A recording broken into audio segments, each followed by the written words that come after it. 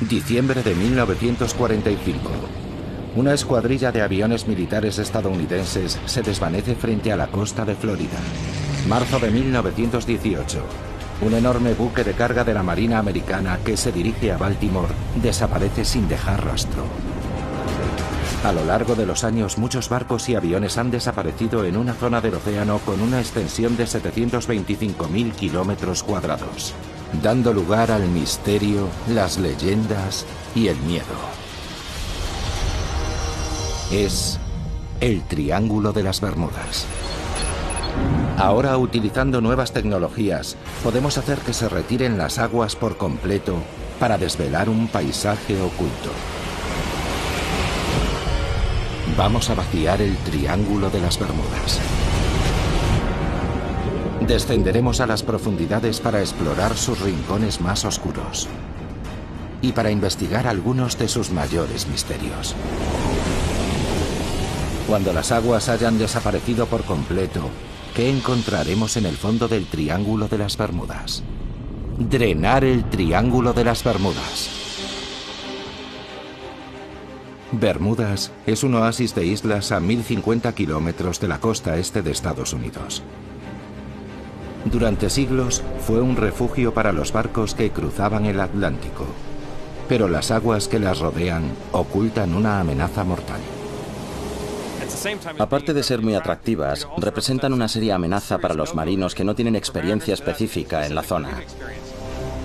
El nombre de las Bermudas llegó a infundir temor en el corazón de los marinos, que le dieron a su isla principal el nombre de Isla de los Diablos. La paradoja de este paraíso es que fue un cementerio de barcos durante sus primeros 200 o 300 años. Como conservador de naufragios, el trabajo de Philippe Rouillat consiste en localizar y monitorizar los pecios históricos del archipiélago, y hay suficientes para mantenerlo ocupado. De hecho, en estas aguas pueden haberse hundido hasta 300 barcos. Pero, ¿por qué naufragaron tantos barcos en estas aguas claras y cristalinas tan cerca de tierra?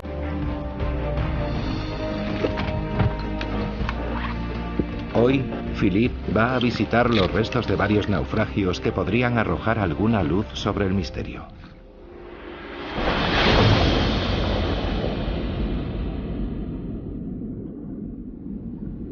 El primero es el Mary Celestia, un barco que transportaba suministros durante la Guerra Civil Americana.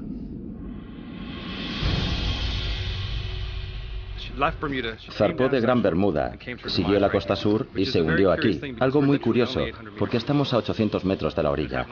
Y ocurrió un día con el mar en calma. Es algo realmente intrigante. Y vamos a intentar averiguar cómo pudo ocurrir. Los restos están a solo 15 metros de profundidad. Y todavía se puede reconocer la característica rueda de paletas. Un poco más adelante, siguiendo la costa, hay otro pecio, el del Constellation. Y un poco más allá, otro más, el del Montana.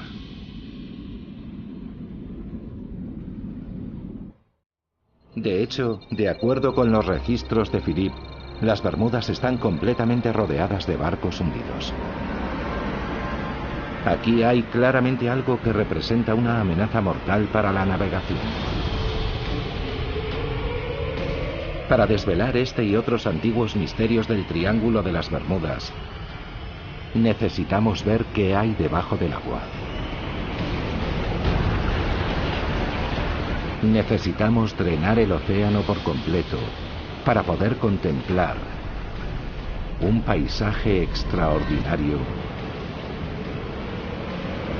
nunca visto hasta el día de hoy.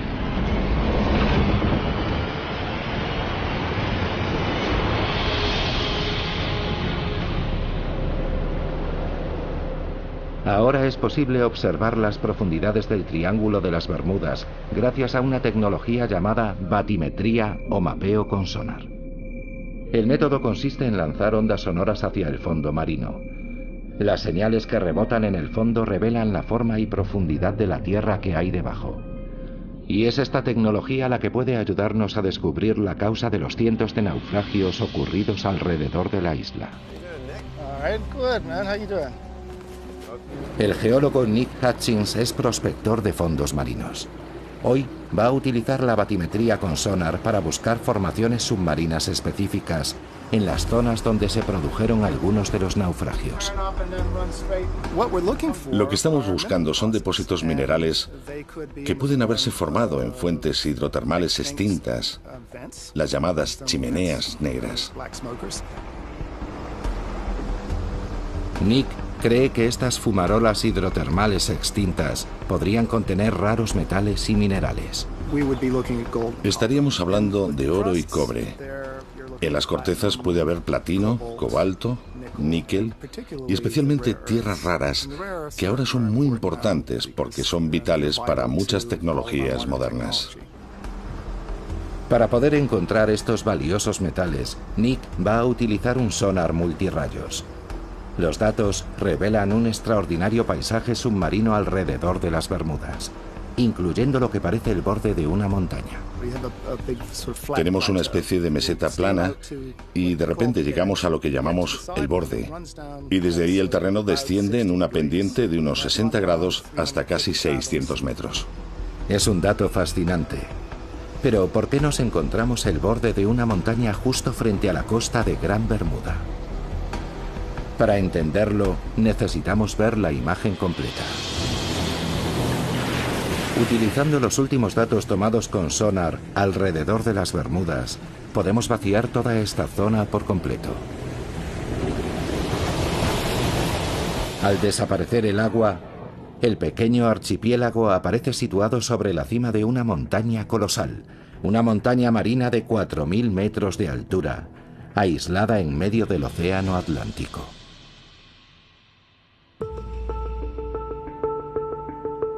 Mandy Sheila, analista cartográfica del gobierno de las Bermudas, quedó asombrada al conocer estos nuevos datos. Es maravilloso tener esta tecnología que nos muestra la imagen de lo que hay debajo de la superficie marina. Lo que podemos apreciar aquí es una vista increíble. Es como si estuviéramos en lo alto de la montaña de las Bermudas mirando hacia el sur, hacia el Caribe, hacia el Triángulo de las Bermudas, sin una gota de agua, con esa llanura interminable delante. Es extraordinario pensar que estamos aquí, sobre esta montaña en mitad de la nada. Pero, ¿cómo apareció aquí? La razón por la que están aquí estas islas es que se produjo una erupción volcánica muy significativa en este lugar, relativamente aislado de la placa oceánica, que se ha ido formando desde la fase más antigua del desarrollo del Océano Atlántico. El volcán siguió creciendo sin cesar a lo largo de millones de años, hasta elevarse vertiginosamente sobre la superficie del océano. Siguió erupcionando hasta formar una enorme isla volcánica que se elevó 1.000 o 1.200 metros sobre la superficie del mar. Cuando el volcán se extinguió hace 30 millones de años, el viento y la lluvia erosionaron la montaña hasta convertirla en una meseta plana. Y más adelante, al subir el nivel del mar tras la era glacial, Gran Bermuda se convirtió en una pequeña isla en lo alto de una montaña submarina. En las laderas de este antiguo volcán se formaron arrecifes que actualmente rodean casi por completo las Bermudas. Los arrecifes son una barrera natural que nos protege de la furia del océano, pero también han ocasionado el trágico fin de muchos marinos. Estos arrecifes son potencialmente fatales para los barcos, pero es lo que ocultan lo que representa la mayor amenaza. Son los escollos. Son formaciones creadas por un tipo de algas rocosas y por los caparazones de millones de diminutos moluscos. Juntos forman una estructura caliza increíblemente dura que puede elevarse hasta 12 metros sobre el suelo marino, y cuyas aristas a veces aparecen sobre la superficie con la marea baja. Estos escollos son mucho más duros que el arrecife que los rodea, de ahí que hayan sobrevivido y que los procesos que los crearon sigan avanzando. Y cuando un barco choca contra uno de ellos, sea de madera, de metal o de otro material, el impacto es muy fuerte. A veces estos escollos tienen puntas afiladas y pueden perforar el casco de un barco como un abrelatas, hundiéndolo en pocos minutos. Y cuando son más traicioneros es en los días de mar en calma. Una de las ironías de los escollos es que son más visibles cuando hay oleaje y tormentas. De hecho, son mucho más peligrosos los días de mar en calma, porque no hay forma de verlos. Estos escollos han sido la causa de muchos naufragios en las Bermudas, entre ellos el del Mary Celestia. Esta amenaza oculta rodea el archipiélago como un legado mortal de su pasado volcánico.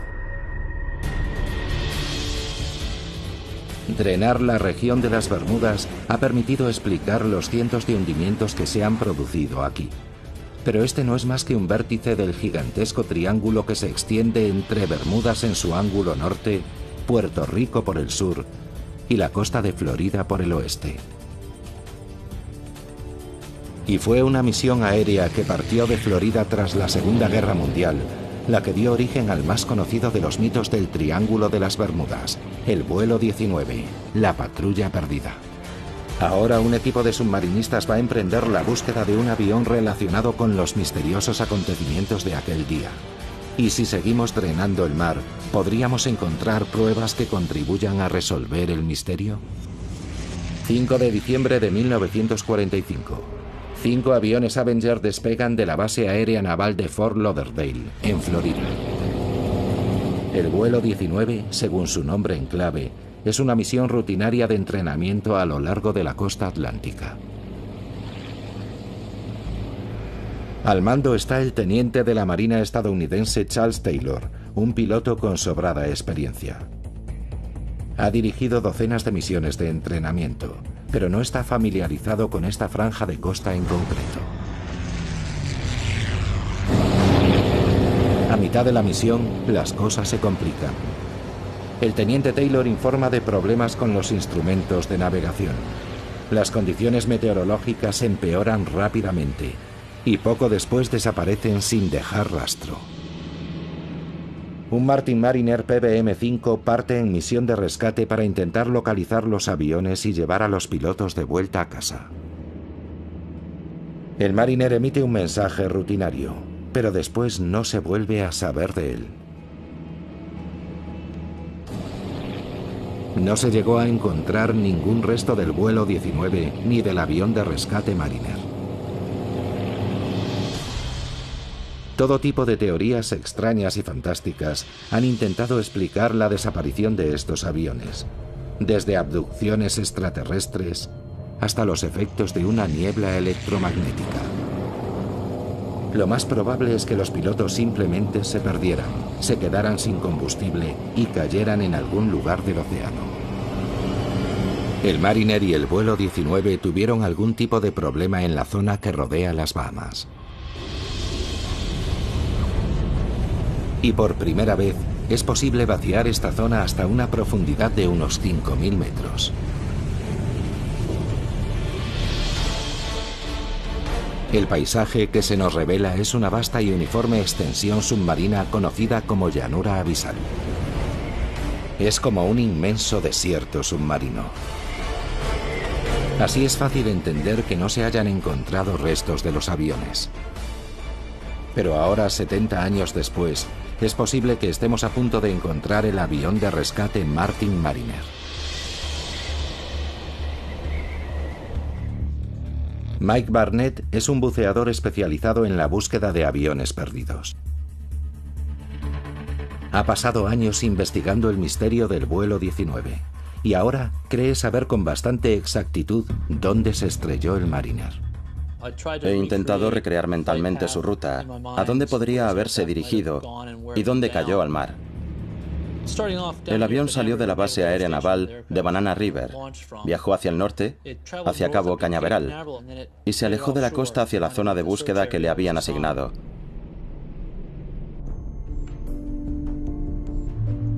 Sabemos que una media hora después de despegar, un carguero comunicó que había visto una explosión.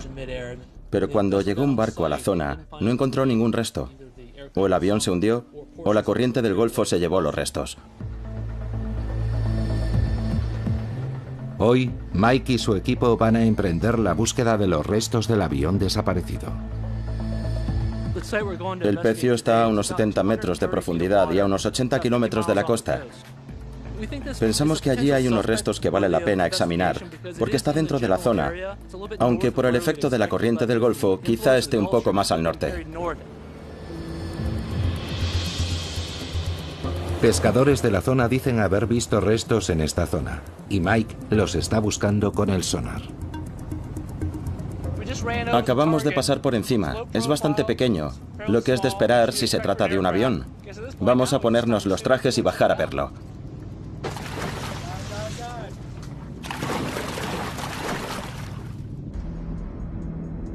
Los restos están a 69 metros de profundidad. Mike piensa que puede ser un avión, pero aún es pronto para saber si es el Mariner. La visibilidad a esta profundidad es muy limitada, y la fuerte corriente complica aún más la búsqueda. Sabemos que estamos cerca, hay muchos peces. Los restos de naufragio siempre atraen a muchos peces.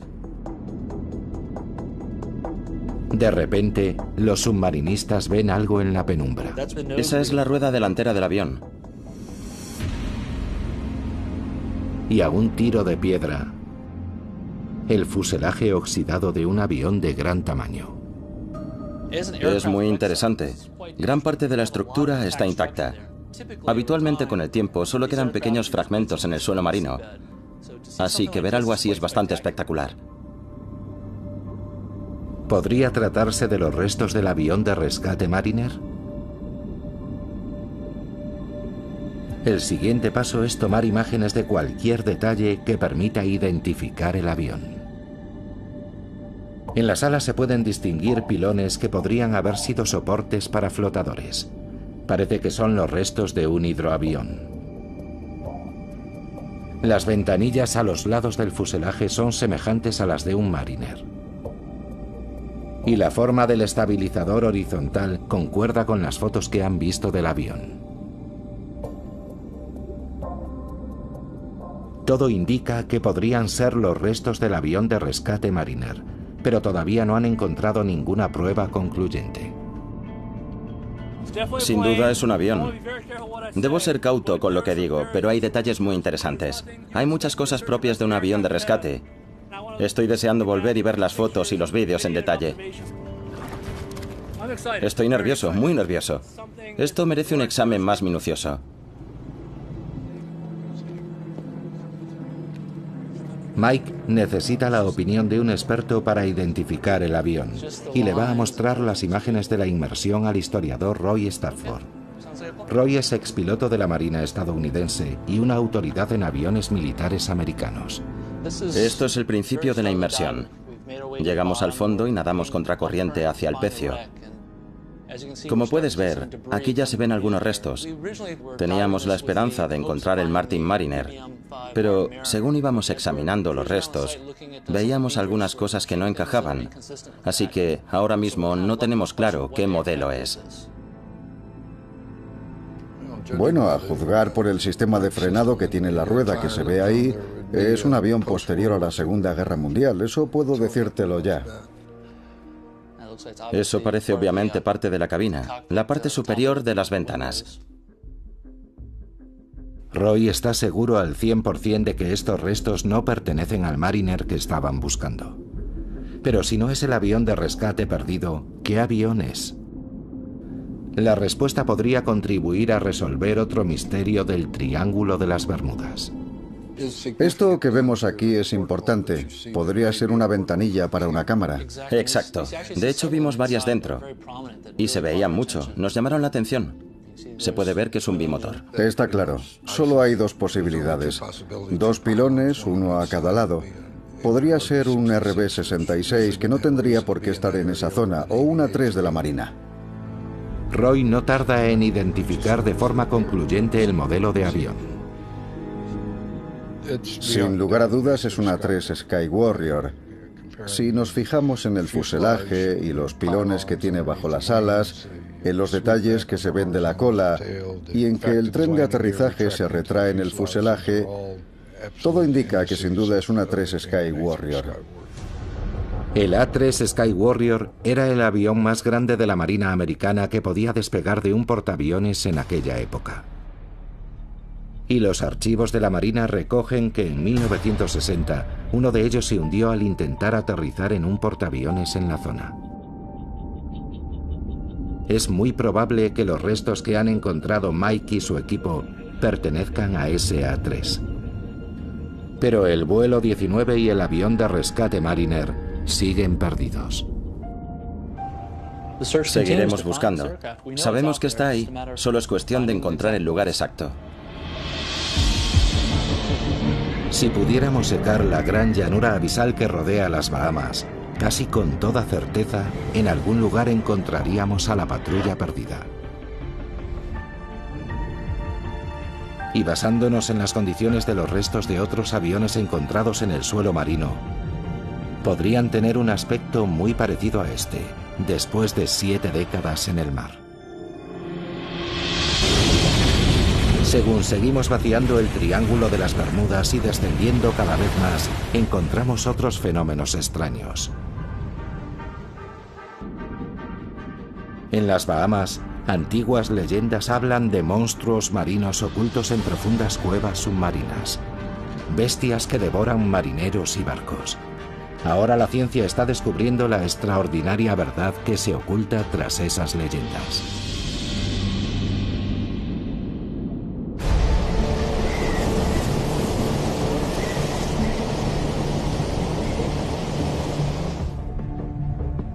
A solo 80 kilómetros de la costa de Florida, en la punta occidental del Triángulo de las Bermudas, están las Bahamas, un archipiélago de más de 700 islas. Aquí es donde encontramos una de las fuerzas naturales más misteriosas del Triángulo. Remolinos que, según las leyendas locales, pueden engullir personas y barcos. Al vaciar el océano hasta casi 5 kilómetros de profundidad, nos encontramos con un paisaje extraordinario. Las Bahamas se encuentran en una vasta meseta caliza que se eleva sobre el suelo marino. Se conoce como el Gran Banco de las Bahamas. Acantilados más altos que ninguna formación conocida en tierra firme se elevan hasta 5.000 metros, casi 3 veces más que el Gran Cañón. Aquí surgieron mitos y leyendas hace muchos siglos. Las islas del archipiélago más cercanas a los Estados Unidos son Bimini del norte y del sur. Sus aguas fueron famosas hace siglos, cuando los barcos piratas surcaban los mares. Y según la mitología del Triángulo, en la antigüedad hubo aquí un lugar legendario. Algunos piensan que la prueba sigue estando sumergida a 5 metros frente a la isla de Bimini del norte. Es algo que parece una carretera de piedra en el lecho marino. Esta extraña formación es conocida como la carretera de Bimini. Es tan recta y uniforme que muchos exploradores submarinos afirman que tiene que ser obra humana. Pero si tienen razón, ¿qué hace una carretera en el fondo del mar? Según la leyenda, la carretera de Bimini podría ser un resto del misterio submarino por excelencia, la fabulosa ciudad de la Atlántida. Pero a pesar de su apariencia artificial, la ciencia ha demostrado que son unas formaciones de placas de piedra caliza completamente naturales. Si drenáramos las aguas que cubren la carretera de Bimini, este es el aspecto que tendría. La búsqueda de la Atlántida continúa en otros lugares del mundo. Pero esta carretera no es lo único extraño que hay en las aguas que rodean las Bahamas. En la isla Larga, una de las Bahamas meridionales, encontramos unos accidentes geológicos aún más extraños. Tom Ayliff es profesor de biología marina y hace más de 25 años que estudia esta región. Puede que no haya encontrado la puerta de la Atlántida, pero sus descubrimientos pueden ser igual de profundos y misteriosos. Ahora mismo estamos en un lugar bastante inusual. Lo llaman La Gruta. Está detrás de una iglesia española abandonada, en mitad del bosque. Este es uno de los numerosos agujeros azules o sumideros que hay en las Bahamas. Se formaron al ceder el suelo sobre zonas previamente vaciadas por la erosión. Un sumidero lleno de agua salobre, una mezcla de agua dulce y salada, no es lo que uno esperaría encontrar en mitad de una isla. Es muy inusual porque contiene un gran número de animales muy interesantes. Hay una población de grandes gambas rojas que viven en la cueva. En el agujero azul hay una gran abundancia de vida submarina. La incógnita es cómo ha podido ocurrir. ¿De dónde viene el agua salada? ¿Por qué hay tal concentración de vida submarina? La respuesta podría encontrarse en otro agujero azul, uno que está mucho más cerca de la costa. Situado a pocos metros del mar, es un agujero gigante comparado con la gruta. Incluso desde el aire es posible asomarse a sus profundidades. Y se extiende cientos de metros bajo el nivel del mar. Es el agujero azul de Dean, el mayor y más profundo que se conoce. Y siendo una de las personas que más lo ha explorado, Tom Ayliff es muy consciente de los peligros que encierra. Ha habido casos de personas que se han acercado demasiado al borde y hay una pendiente muy pronunciada de arena. Si no tienes cuidado, un paso en falso en el borde es suficiente para resbalar y caer al interior. A lo largo de los años, el agujero azul de Dean se ha cobrado varias vidas. Los habitantes de la zona mantienen las distancias a causa de las historias sobre sucesos sobrenaturales. En las Bahamas hay muchas historias y leyendas populares sobre los agujeros azules. Una de ellas cuenta que hay un monstruo, el Lusca, que vive ahí, y que el agua que entra y sale del agujero es el agua que inhala y exhala el monstruo. Hay historias de barcos que se acercaron demasiado al agujero azul y fueron engullidos por la inhalación del Lusca. Por increíble que parezca, Tom ha observado remolinos en el agujero azul de Dean como los que mencionan las leyendas. Cuando estaba bajando la marea, he llegado a ver hasta 3 remolinos aspirando agua al mismo tiempo en la superficie del agujero. Tom se ha propuesto encontrar una explicación racional a este extraño fenómeno. Las mareas afectan a las aguas de la cueva, pero ¿podría haber otras fuerzas actuando en las profundidades del agujero azul? La única forma de averiguarlo es sumergiéndose. Tom ha estado explorando agujeros azules en las Bahamas desde hace más de 20 años, pero nunca han dejado de impresionarle. Son portales a otro mundo. Cuando te sumerges aquí, entras en un lugar único en el planeta.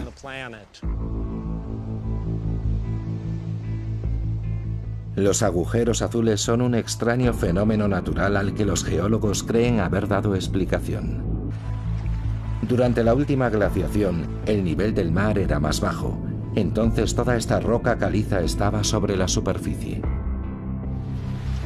Lluvias ácidas se filtraron a través de la piedra, erosionándola y formando grandes bóvedas subterráneas vacías. En algún momento el techo de la bóveda se hundía, dando lugar a la característica forma de botella de los agujeros azules. Y posteriormente, al subir de nuevo el nivel del mar tras la glaciación, la estructura quedaba sumergida por completo. Apenas se zambulle en el agujero azul de Dean, Tom ve cómo se ensancha de repente. Al llegar a una profundidad de 18 metros, la cámara tiene un diámetro de unos 30 metros. Y a medida que seguimos bajando, a unos 25 metros, se ensancha aún más, probablemente hasta alcanzar unos 90 metros de diámetro. Y a 36 metros de profundidad, Tom ve lo que parecen ser túneles laterales que salen de la cámara principal. Son pequeños, pero ejercen una poderosa fuerza de succión. Notábamos unas corrientes mareales muy fuertes que nos arrastraban. Solo entramos unos metros, pero al salir tuvimos que agarrarnos de la mano y tirar uno del otro para poder salir de allí.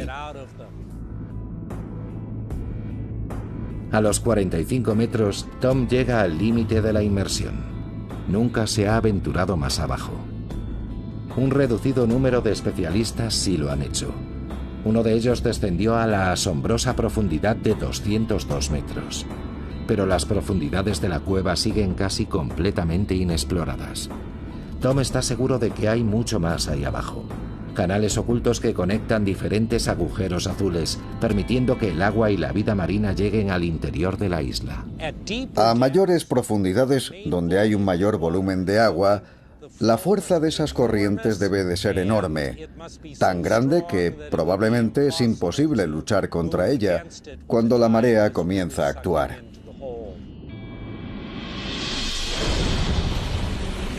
Pero con lo que sabemos, si vaciáramos el agujero azul de Dean, aparecería ante nuestros ojos no solo la enorme cueva en forma de botella, sino una red de túneles y fisuras que se adentran en las profundidades.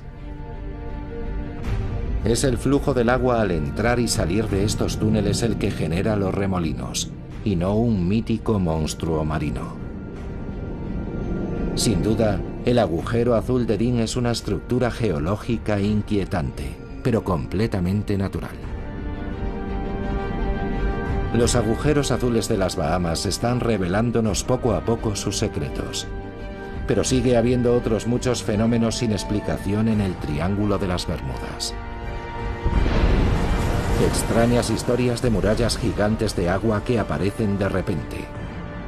Y una extraña sustancia que cubre partes del lecho marino y que puede destruir barcos.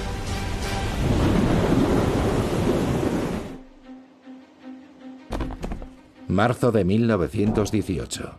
Un buque de carga de la Marina estadounidense zarpa de Barbados. El USS Cyclops es un enorme carguero de 19.000 toneladas. Transporta una carga de mineral de manganeso y hay 309 hombres a bordo.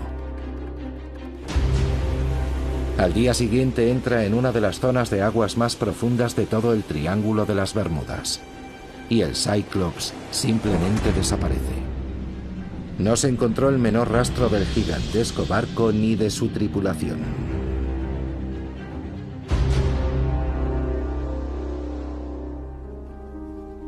Para Marvin Barras, la historia va unida a una tragedia personal. Mi tío abuelo, Lawrence Merkel, era fogonero en el barco. Tenía 20 y pocos años y se encontraba entre los 309 desaparecidos. Normalmente cuando se pierde un barco siempre se encuentra algo. Parte de una lancha salvavidas o parte de la carga, algún resto del naufragio. Al final siempre aparece algo, pero en este caso, nada. La ausencia de restos del naufragio no tardó en dar lugar a teorías fantásticas. Aparecieron todo tipo de historias extrañas. Hubo un periódico de Washington que publicó que el buque había sido abordado y convertido en barco pirata y que navegaba por aguas del Amazonas. Otros dijeron que lo había capturado un submarino alemán. Incluso se dijo que había sido algún monstruo marino y se publicaron ilustraciones de incidentes de ese tipo en periódicos de todo el país. Marvin ha dedicado su vida a investigar qué le ocurrió realmente al Cyclops. Ha examinado con todo detalle todos los documentos relacionados con el barco. Han sido décadas de minucioso trabajo, pero ahora cree haber identificado un punto débil potencialmente fatal en el diseño del barco. En su momento fue el navío más grande y rápido de la Marina estadounidense. Tenía la quilla plana, podía volcar con relativa facilidad. En una ocasión llegó a inclinarse unos 50 grados hacia un lado y 40 y muchos hacia el otro. Dándose esas circunstancias, la mayoría de los barcos se habría volcado por completo, provocando una catástrofe. Dada la tendencia del barco a volcar, ¿pudo algo voltearlo y hacerlo zozobrar? ¿Algo extraordinario? Durante siglos, los marinos han contado historias de olas salvajes. Enormes muros de agua que aparecían de repente, arrollando cualquier nave que encontraban a su paso. La idea de las olas salvajes ha sido material de leyendas desde hace cientos de años. Muchos marinos regresaban contando que se habían encontrado con ellas y que habían sobrevivido. Según el doctor Simon Boxall, no podemos seguir ignorando estos viejos cuentos de marineros.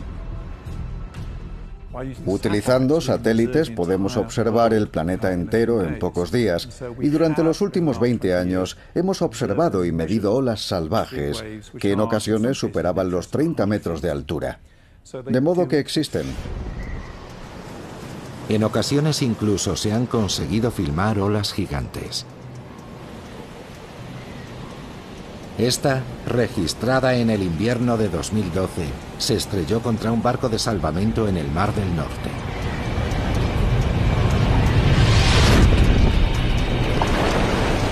Teniendo en cuenta la meteorología del Triángulo de las Bermudas, ¿podrían producirse aquí olas gigantes a una escala similar? Tenemos el Atlántico Norte, las tormentas ecuatoriales, los sistemas de huracanes que se forman regularmente y tenemos tormentas que vienen del Golfo de México. Todo ello junto da lugar a un mar muy caótico y turbulento, con olas salvajes. Entonces, ¿pudieron producir las turbulentas aguas del Triángulo una ola salvaje lo bastante grande para hundir el Cyclops?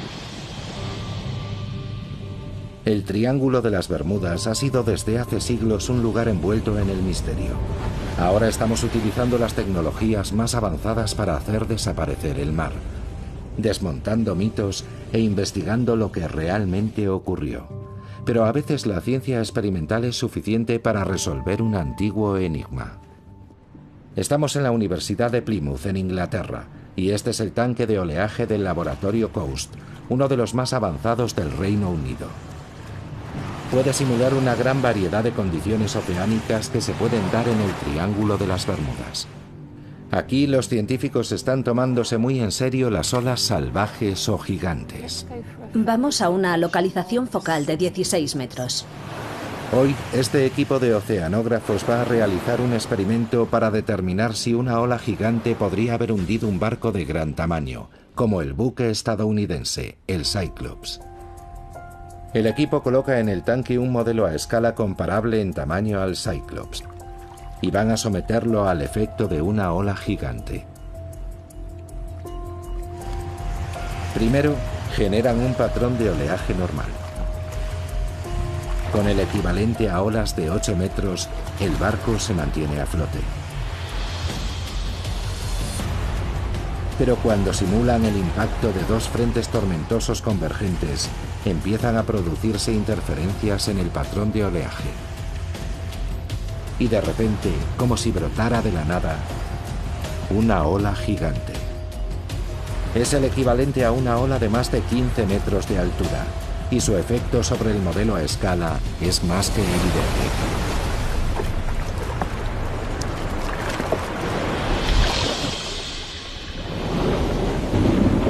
Esta es la prueba de que, en teoría, una ola salvaje podría haber hundido al Cyclops. Pero hay otro fenómeno extraño que podría haber provocado el hundimiento del barco. Para verlo, tenemos que vaciar aún más el Triángulo de las Bermudas. En el lecho marino, a más de 350 metros de profundidad, existen grandes depósitos de un extraño material blancuzco y ceroso. Una sola de estas manchas puede cubrir un área mayor que Manhattan. Es una sustancia llamada hidrato de metano. Estos hidratos de metano se forman cuando material orgánico de la superficie, peces muertos, plantas muertas, plancton, se deposita en el suelo marino y se degrada por efecto de la actividad bacteriana y microbiana. Estas imágenes muestran aglutinaciones reales de hidratos de metano en el suelo marino. Pero el metano también puede quedar atrapado en bolsas bajo el suelo oceánico. 1981, en el mar del sur de China. Un buque sonda perfora una bolsa de gas superficial que revienta. Las grandes burbujas de gas que suben a la superficie afectan a la estabilidad del barco, que vuelca y acaba hundiéndose. Cualquier gran turbulencia que se produce en el suelo marino, como un terremoto o un corrimiento de tierras, puede liberar una masa sustancial de hidratos de metano que se convertirían en gas al subir a la superficie. De modo que un escape de hidratos de metano podría haber causado el hundimiento del Cyclops, más aún teniendo en cuenta que por su diseño era propenso a volcar. Pero la única manera de determinar qué le ocurrió realmente al barco es encontrar sus restos. Después de estudiar todo lo que encontré sobre el rumbo aproximado que pudo tomar el barco desde el punto de partida, creo que probablemente estaría un día del puerto y debía de encontrarse al noroeste de Puerto Rico. Marvin no pierde la esperanza de que algún día se encuentren los restos. Encontrar el lugar donde descansan los restos del Cyclops y de mi tío abuelo y todos los que servían con él significaría mucho. Pero si los cálculos de Marvin son correctos, no sería fácil recuperar el barco. Al vaciar la zona, aparece una fosa que alcanza los 8 kilómetros de profundidad. Es la fosa de Puerto Rico. Aquí es donde se encuentra el punto más profundo del triángulo. De hecho, es el punto más profundo de todo el Atlántico. Al explorar este gigantesco accidente geológico submarino, los científicos están descubriendo que podría ocultar el más temible de los secretos del Triángulo de las Bermudas, el detonador de un tsunami potencialmente devastador.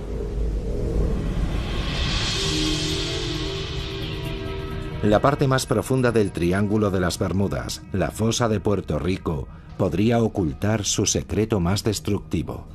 Por ello, los científicos trabajan contrarreloj para explorar esta región submarina inaccesible. Aquí, en el laboratorio de toma de imágenes remotas de la National Geographic Society, se ha desarrollado una nueva tecnología clave para poder filmar en el océano profundo. Se llama DropCam. Enviar una cámara a los lugares más profundos del océano encierra varios retos. Cuando metes algo debajo del agua, el peso de la columna de agua que tiene encima ejerce presión sobre ese objeto.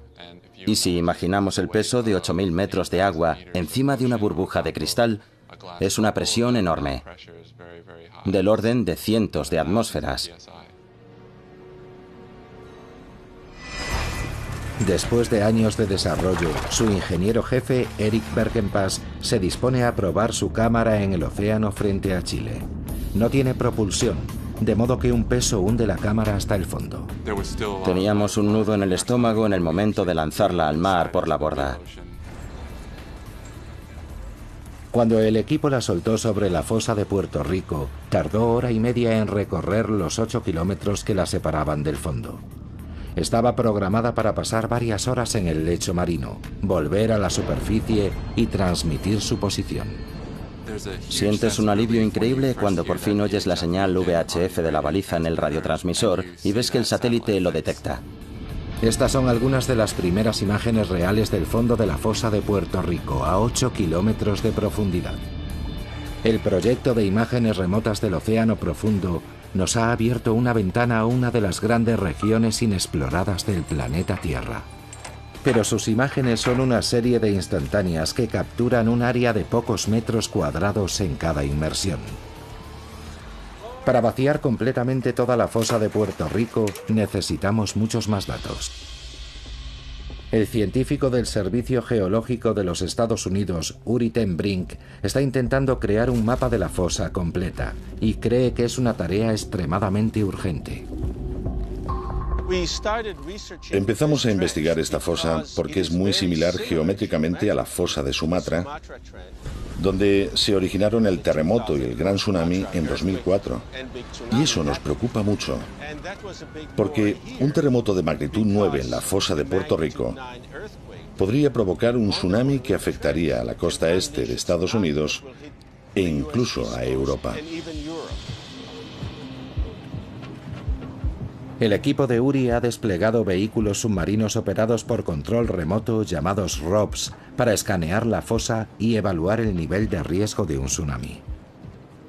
El ROV Emite impulsos sonoros para obtener lecturas lo más precisas posible.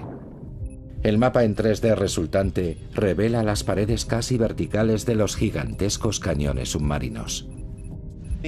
En algunos de los valles y fracturas vemos paredes verticales que pueden tener unos 1000 metros de altura. Los geólogos saben desde hace tiempo que la fosa se formó al hundirse el borde de la placa tectónica norteamericana bajo la placa del Caribe y deslizarse contra ella simultáneamente. Pero lo que revelan estos nuevos datos es que podría ser una zona propensa a los corrimientos de tierra. Pueden mover masas de roca de muchos cientos de kilómetros cuadrados, del tamaño de grandes ciudades y mayores, de hecho. El grosor de esas rocas puede ser de 200 metros o más, así que hablamos de 10 o 20 kilómetros cúbicos en algunas ocasiones. Un corrimiento de tierra submarino a esta escala podría amenazar la costa este de Estados Unidos con un tsunami, como temía Uri. Cuando piensas en Boston, en Charleston, en Baltimore y en todas las centrales nucleares que hay a lo largo de la costa, hay que prepararse para algo así.